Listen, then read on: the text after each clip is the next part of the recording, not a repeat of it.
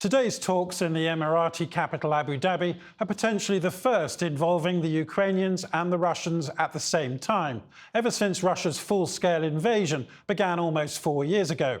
These talks are due to last a couple of days, but we don't know yet if the warring sides will actually be in the same room, and nobody should get their hopes up. In Davos yesterday, President Zelenskyy claimed negotiations had entered what he called the last mile, though Ukraine's leader has learned to tell the Trump White House what it wants to hear, and he admitted that the status of eastern Ukraine in any peace deal is far from resolved. It's all about the eastern part of our country. It's all about the land. This is the issue which has not solved yet.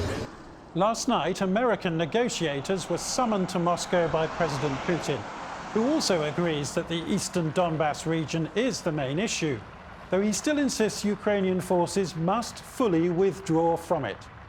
Mr. Putin is giving no sign of backing down on this, though he did talk to Donald Trump's special envoy and his son-in-law for around 4 hours, which might suggest they're getting into the details of a possible agreement. However, Mr. Putin may be stalling, perhaps emboldened by Russian airstrikes knocking out heating and electricity in Kyiv during the harshest winter of this war so far. Meanwhile, Donald Trump has returned to Washington at the end of a tumultuous week of frantic diplomacy in Europe.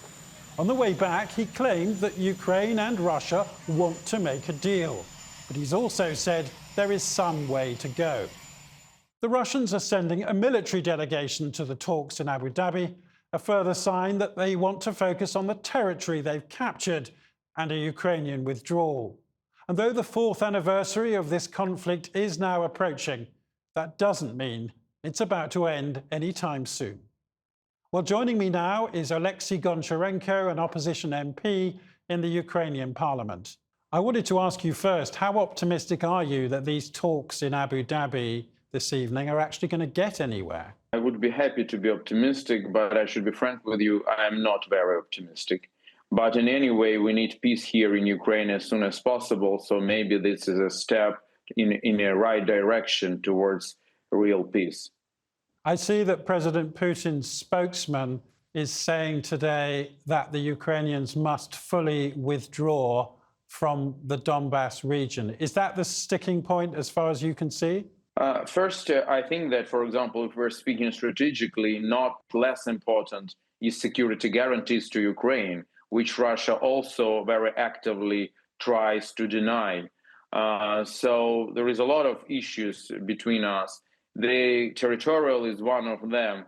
I think Russia is moving forward to this question of Ukrainian withdrawal just to win the time, just to try to continue the war and to justify why they don't agree for a ceasefire. Would you admit that the Russians are having a pretty good winter as far as we can tell, in the sense that they are cutting off power to large parts of Kyiv? It is the harshest winter of the war so far, and maybe they think they can carry on fighting to keep their maximalist demands as much as they can. Maybe, but in this case, we need to say that for Russia, as for the country, success is to freeze people to death, just civilians, not military, just to cause enormous suffering of millions of people. So we just need to say this openly. If this is big success of Russia, then they have success. But if we're speaking about conquering of the territory, their summer offensive failed, their autumn offensive failed. They, for your understanding, during last 3 years, they managed to capture 1% of Ukrainian territories. So all that they captured, these big territories which they captured before, it was at the beginning. Now their progress is super incremental. Do you think Mr. Putin is stringing Donald Trump along then? And despite the losses, despite the slow pace of progress, he still thinks he can achieve some kind of absolute victory? Yeah, I do think so. I think that Putin just plays games with Trump, trying just to show some kind of a goodwill which is absent. And quicker, President Trump will move to harsher steps towards Russia, like seizing Russia tankers of Shadow Fleet, more sanctions against Russia, more weapons to Ukraine. Quicker there will be real negotiations. Before this, Putin will continue to play games. But Donald Trump is not showing any sign of putting Russia under any more pressure. I mean, that's the truth of the matter, isn't it?